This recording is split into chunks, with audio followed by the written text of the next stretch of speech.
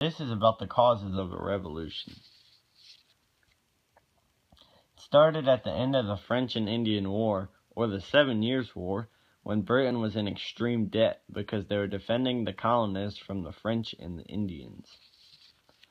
It ended solitary neglect, and also the Proclamation Line of 1763 was enforced so the colonists didn't get into any fights.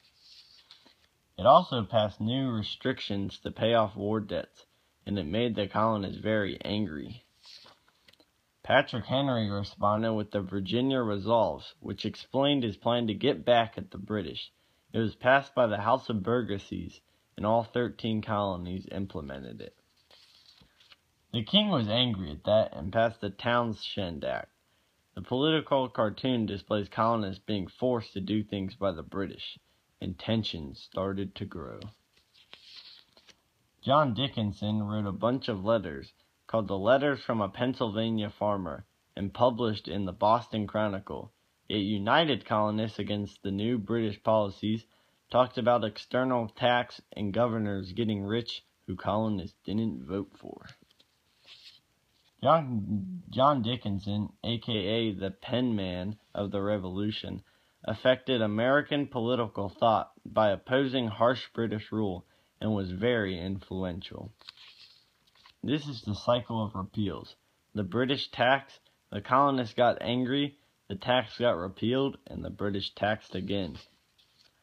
Various rebellious affairs occurred, such as the Gaspee Affair, where pirates burned down a British ship. The Boston Massacre was when colonists threw snowballs at the British and got shot. The Boston Tea Party was when people threw a bunch of tea into the Boston harbor because they were suspicious of the new Tea Act. The British were mad about the different acts of rebellion, so they passed the Intolerable Acts.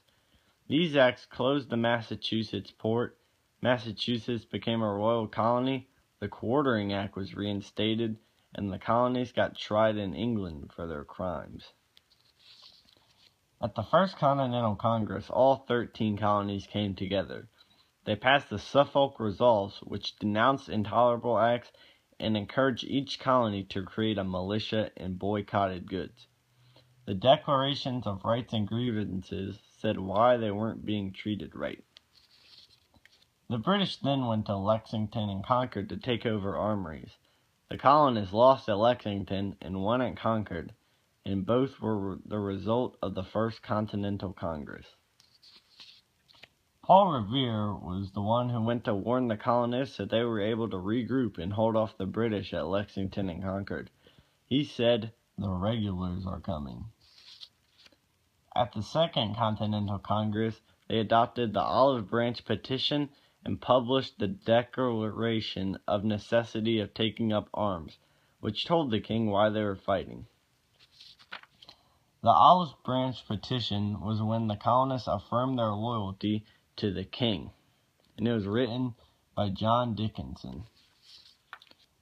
Common Sense encouraged colonies to fight for independence and sold 120,000 copies and was very accessible. This political cartoon is Britain without the colonists, who are the limbs. It means Britain is nothing without the colonies. Thomas Paine wrote Common Sense and other writings which inspired many to fight for the revolution. Very well-known writer and affected political thought. The Declaration of Independence was written by Thomas Jefferson and told the British they were leaving them. It was written on July 4th, and the colonists called themselves sovereign states. And these are the cited sources.